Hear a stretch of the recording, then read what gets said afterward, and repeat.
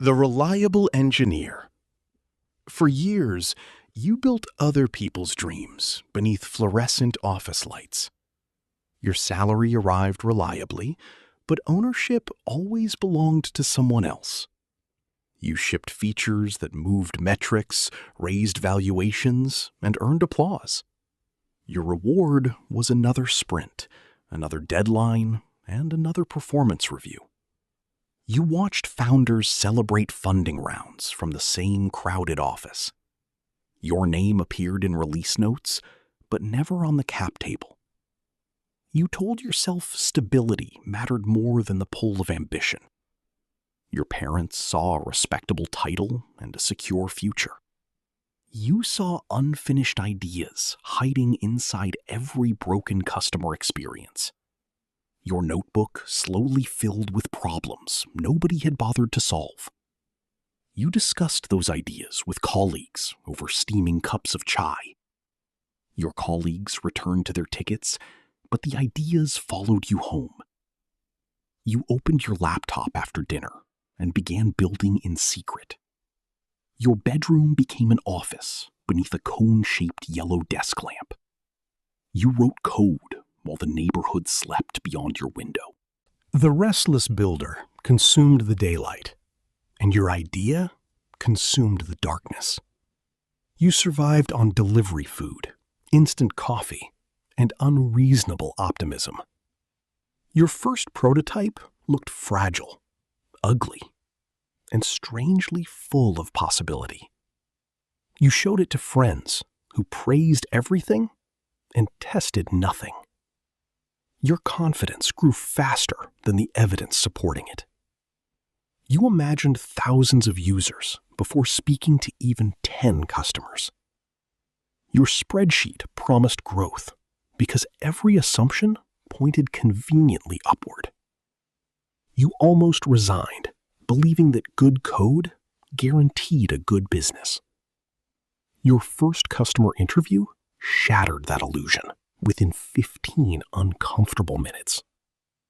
You listened as the customer described a completely different problem.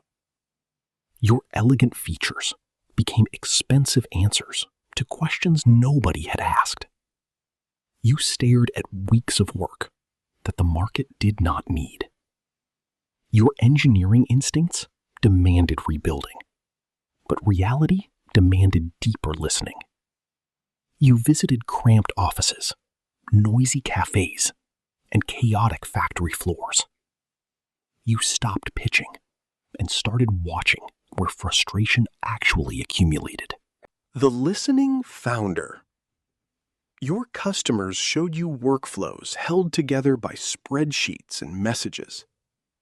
You reduced your ambitious product to one painfully simple job. Your polished dashboard disappeared, and one useful button replaced it. You found 3 businesses willing to test the unfinished product.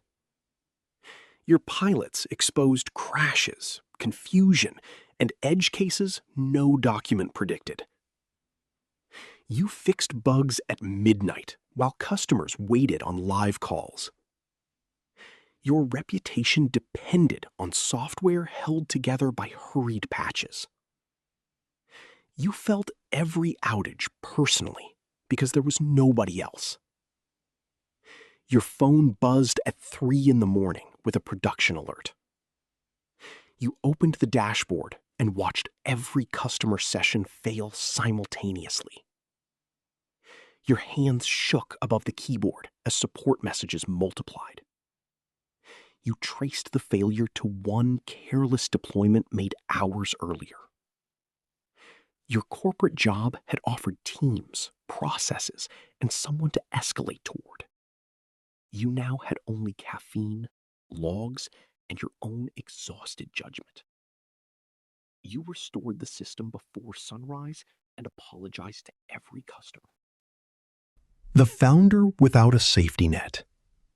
Your honesty preserved 2 pilots, while the third customer quietly disappeared. You learned that trust could vanish faster than any server recovered. Your savings kept shrinking as the product demanded more time. You calculated rent, insurance, family obligations, and months of remaining runway. Your resignation letter waited unopened on the screen for nearly an hour. You remembered every warning about wasting a hard-earned engineering career. Your cursor hovered between predictable comfort and uncertain ownership. You pressed send before fear could rewrite the decision. Your final office badge stopped working on an ordinary Friday evening. You walked outside carrying one backpack and no guaranteed salary. Your freedom felt less like flight and more like sudden gravity. You became the engineer, salesperson, recruiter, accountant, and support desk. Your calendar filled with investor rejections and customer follow-ups. You watched former colleagues announce promotions while you chased unpaid invoices. You questioned whether courage and irresponsibility were separated by anything measurable. The leader of consequences.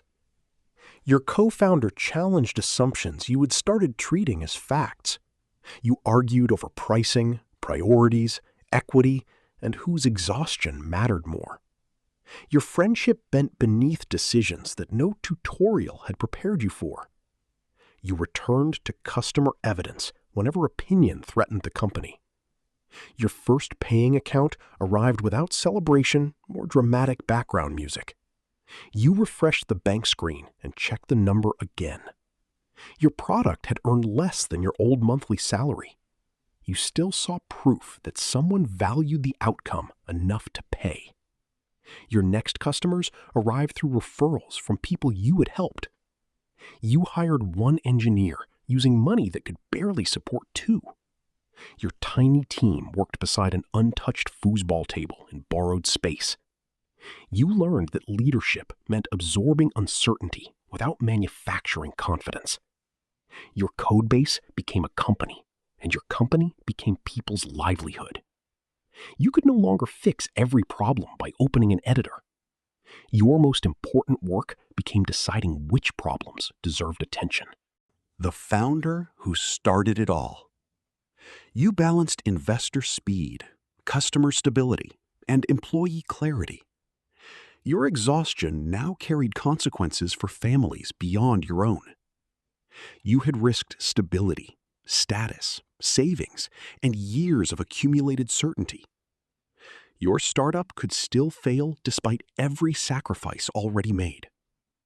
You finally understood that founding was never one heroic leap. Your journey was thousands of ordinary decisions without guaranteed answers. You kept listening, shipping, selling, apologizing, and learning faster. Your dream survived because reality was allowed to keep changing it. You were no longer building someone else's future under fluorescent lights. Your name was finally on the cap table and every consequence.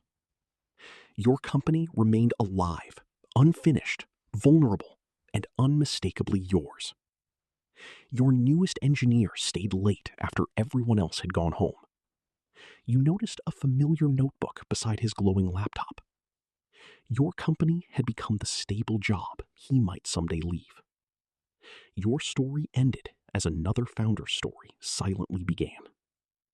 For years, you built other people's dreams beneath fluorescent office lights.